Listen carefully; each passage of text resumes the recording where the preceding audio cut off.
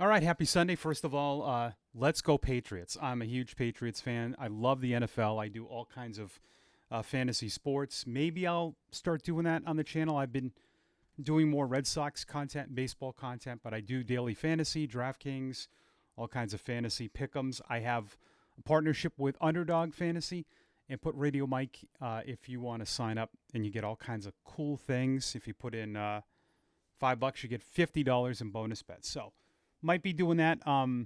Possibly doing. I have DraftKings lineups going today, so maybe on Monday we'll do that. But let's get to baseball and the Red Sox. I know this is going to sound completely strange. I'm not really freaking out like all of you are. Kind of my nature. It's the end of the season. No doubt if they continue to play bad, they're 3.5 up on that wild card, right? That's still a lot for me with 19 games to go. And Kansas City's a game behind Seattle. Seattle continues to struggle. How about the Dodgers?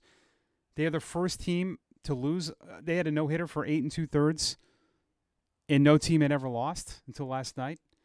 They have lost 5 in a row. The Red Sox are only a half game behind them overall record.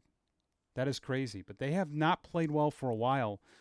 It's been extreme this year, I feel like. And I think it has to do with the balanced schedule. I think if you get into a certain part of your schedule, everyone plays all the division leaders. Everyone gets to play all the bad teams, too.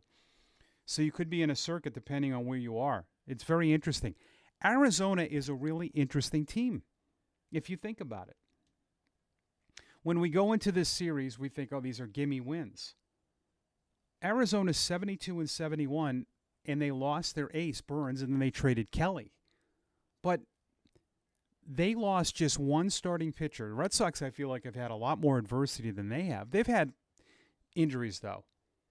But Burns really kind of killed their season. It shows you the value of Crochet and starting pitching.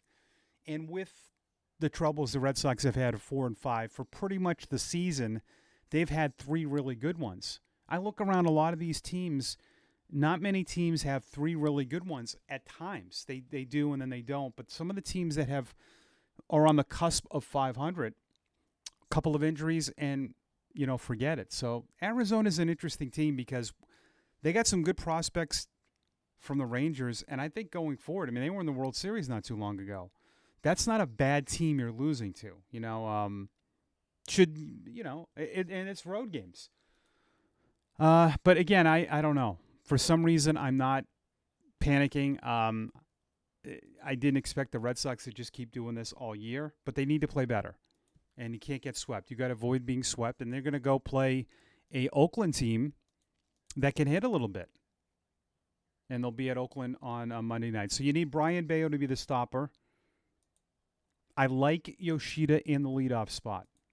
People are wondering why Alex Cora is doing that. Jarren Duran tends to get very aggressive. If you notice the at-bats, Yoshida leading off the game saw 6 pitches. I think we're being too hard on him. I'm seeing a lot of stuff about him. I've said it over and over. And Lou Merlone talked about it last night. And I love Lou. I love Lou's perspective. Pretty good track record before he got hurt. What, he hit 289 his first year? He had no spring training. He had 12 rehab at-bats. And I think they forced him back early because they needed him. And this is that question all the time. Do players need spring training? Yes. We saw it with Story. When Story he was hurt earlier this year. It took him about 3 months. But I like Yoshida leading off because he's going to see a lot of pitches. And I'm not giving up on him. I still think he's a really good hitter. Bregman's hitting about 258 since the break. Rafael or Narvaez are on a down spot. That's to be expected. I didn't think Narvaez was going to be this guy, but you'd like to get a little bit more from Rafaela. And Nathaniel Lowe has been a good plug-in. Of course, the Anthony injury is huge. Giolito was okay last night. 2 of the runs he gave up were unearned, but still had 3 walks. All right, so Patriots, Drake May, Stephon Diggs is going to have a big game today. The props in the 40s for receiving yards. Hope you enjoyed this 5-minute update. Make sure to subscribe to the channel. Enjoy football and baseball and have yourself a great Sunday.